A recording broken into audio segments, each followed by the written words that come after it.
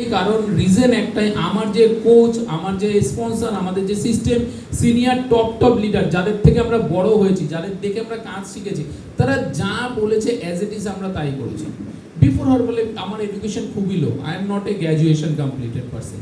আমার গ্র্যাজুয়েটও কমপ্লিট করা হয়নি, আমি হাই সেকেন্ডারিও কমপ্লিট করিনি, আমি 11 পাস কিনা সেটাও দেখতে হবে, কারণ আমি সার্টিফিকেট আনতে যাইনি, ঠিক আছে। সো ওখানেও একটু কিন্তু আছে। নেক্সট, যখন এডুকেশন টাইম ছিলাম, আমার ফ্যামিলি ব্যাকগ্রাউন্ড খুবই পুয়ার। অনেস্টলি আমি সত্যি কথা বলছি আপনাদের, আমার ফ্যামিলি ব্যাকগ্রাউন্ড এমন ছিল যে আমাদের সময় সাবজেক্ট ওয়াইজ পড়ানো হতো, এখন তো পার সাবজেক্ট, আমাদের সময় গ্রুপ পড়ানো হতো, সায়েন্স গ্রুপ, আর্টস গ্রুপ। তা আমি একটা গ্রুপেরই টাকা নিতাম বাড়ি থেকে, আরেকটা গ্রুপের টাকা নেওয়ার সাহস হতো না। তো এরকম ফ্যামিলি থেকে আমরা বিলং করি।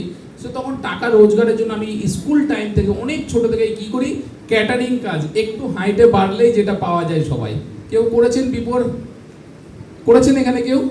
আমি করেছি। তাহলে আমিও একজন আপনাদের মতনই সাধারণ মানুষ। আমি টাকার জন্য ক্যাটারিংয়ের কাজও করছি, বিকজ বিশ্বাস করুন, টাকা ম্যাটার করে, মানি ম্যাটার করে লাইফে। ক্যাটারিংয়ের কাজ করতাম। এছাড়া আমি হোস্টেলে পড়াশোনা, গভর্নমেন্ট হোস্টেলে এডুকেশন। ফ্যামিলি ব্যাকগ্রাউন্ডের কারণে আমি বারবার করে বলছি, আমার কাছে সেই সাহস ছিল না আমি আমার মাকে বলবো, মা আমাকে টাকা দেয়। কারণ অনেক ছোটোবেলায় আমার বাবাকে হারিয়েছি। I lost my father in my childhood. So আমি ওখান থেকে চিন্তা করি যে নিজেকে কিছু করতে হবে। আর আমি টাকার প্রতি ছোটো থেকেই খুব ক্ষুধার্ত, আমি টাকাকে খুবই ভালোবাসি। কারণ কি না, লাইফকে অনেক কাছ থেকে আমরা দেখেছি যখন আমরা আমার বাবাকে হারাই। তার জন্য মা আমাকে হোস্টেলে দিয়ে দেয়, ওখান থেকে আমার এডুকেশন শুরু হয়। আমি নিজের টাকা নিজে উপার্জন করা শুরু করেছি ওই ছোটো থেকে, একদম ক্লাস 5-6 থেকে। দেন আমি কী করি, সেন্টারিংয়ের কাজ। কে কে আশেপাশের মধ্যমগ্রামে চেনেন? মধ্যমগ্রাম বিরাটি কেউ চেনেন? আমি অশোকনগর, হাবড়া অশোকনগর থেকে ভোরবেলা ট্রেনে করে আসতাম এখানে হোস্টেলের পাঁচিল টপকে, এসে আমি কাজ করতাম। কাজ করে যে টাকাটা পেতাম ওটা নিয়ে যেতাম। কী কারণে? আমার মান্থলি সার্ভাইভ করার জন্য। উইকলি একদিন কি উইকলি 2 দিন আসতাম। আমি এই কাজও করেছি এডুকেশন টাইমে। কারণ আমি বললাম না, আমি একদম আপনাদেরই বাড়ির লোকের ছেলের মতো, আপনাদের মতনই সাধারণ ছেলে। আমি কোনো লাক্সারি বা গোল্ডেন স্পুন নিয়ে জন্মাইনি। নেক্সট, ইলেকট্রিক বলে না ডিপ্লোমা, তখন ইলেকট্রিশিয়ানটা ডিপ্লোমা ছিল, আর আমাদের হোস্টেলে ডিপ্লোমা কোর্স করাতে এসেছিল। সো আমি ওই কোর্স করে আমি কিছু শিখেছিলাম, যার ফলে সেম কাজ যেখানে আমি রাজমিস্ত্রির কাজ করতে যেতাম, সেখানে আমি গেছিলাম ইলেকট্রিশিয়ানের কাজ করতে, কারণ একটু বেশি টাকা পাওয়া যায়। কারণ আমার ডিপ্লোমা তখন সবে চলছে, কিছু কাজ শিখছি, যার জন্য ওখানে গিয়ে পড়েছি। নেক্সট দেখুন, আমি প্রথমেই বলেছি আমি অনেস্টলি 11 শেয়ার করলো, কিছুক্ষণ আগে শেয়ার করেছিল একজন, যে অটো চালায়। অ্যান্ড আই থিঙ্ক উনি ওয়ালটিমোর সুপারভাইজার। কে যেন, একটু হাত তুলবেন? আপনি অটো চালান, তাই তো?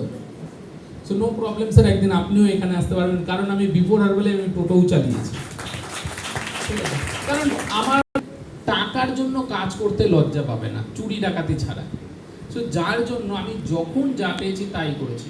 দেন আমার যখন এডুকেশন কমপ্লিট হয়, আমি যখন 11 কেন ড্রপ আউট করেছিলাম, তার রিজন একটাই, ফ্যামিলি ব্যাকগ্রাউন্ড। কারণ 11-এ আমার 10 অবধি ছিল গভর্নমেন্ট, 11-এ আমাকে বই কিনতে হয়েছিল। অ্যান্ড প্রথম অবধি কিছুটা বই আমি কিনে কিছুটা ধার নিয়ে পড়াশোনা করেছিলাম, বাট আর পেরে উঠছিলাম না, কারণ সব বই পারচেস করতে পারিনি। ওরকম সময় একটা খবর পাই যে গভর্নমেন্টের তরফ থেকে হোটেল ম্যানেজমেন্ট করাচ্ছে কিছু টাকা দিয়ে। কারণ তখনের টাইমে হোটেল ম্যানেজমেন্ট করতে গেলে অনেক পয়সা লাগে, আর তখন এই হোটেল ম্যানেজমেন্ট এইগুলো হচ্ছে একটা ডিপ্লোমা বা ফ্যাসিনেটেড জব। কারণ আমরা ভাবতাম যদি আমরা এগুলো কমপ্লিট করি, আমাদের হয়তো ফিউচার অনেক ব্রাইট হবে, আমরা জব পাবো। সো ওই টাইমে এই যে যা কাজ করেছিলাম না, কিছু টাকা জমিয়ে রেখেছিলাম বলে আমি দিল্লি চলে গেছিলাম জবের জন্য। হোটেল ম্যানেজমেন্ট কমপ্লিটও করতে পারিনি, ওখান থেকেও ড্রপ আউট। সো আমি আমার লাইফে ড্রপ আউট, ঠিক আছে? সো ওখানে 6 মাস পরে আমি চলে আসি।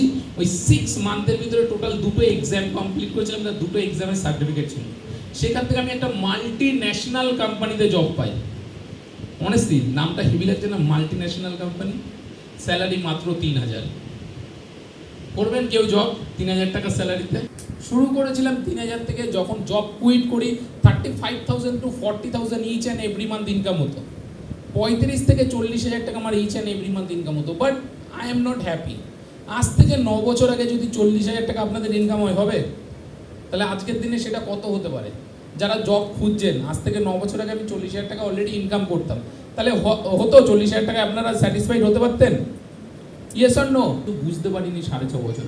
আমি কিছু ফাইন্ড করছিলাম, কিছু নতুন কিছু খুঁজছিলাম। কারণ কি না, আমাকে আমার ফিউচার নিয়ে অনেকটা চিন্তা ছিলাম যে কিছু একটা করতে হবে নিজের জন্য। এখানে আমার গ্রোথ নেই, এখানে হয়তো এটাই কারণ আমার স্যালারি স্কেল খুব কম ছিল।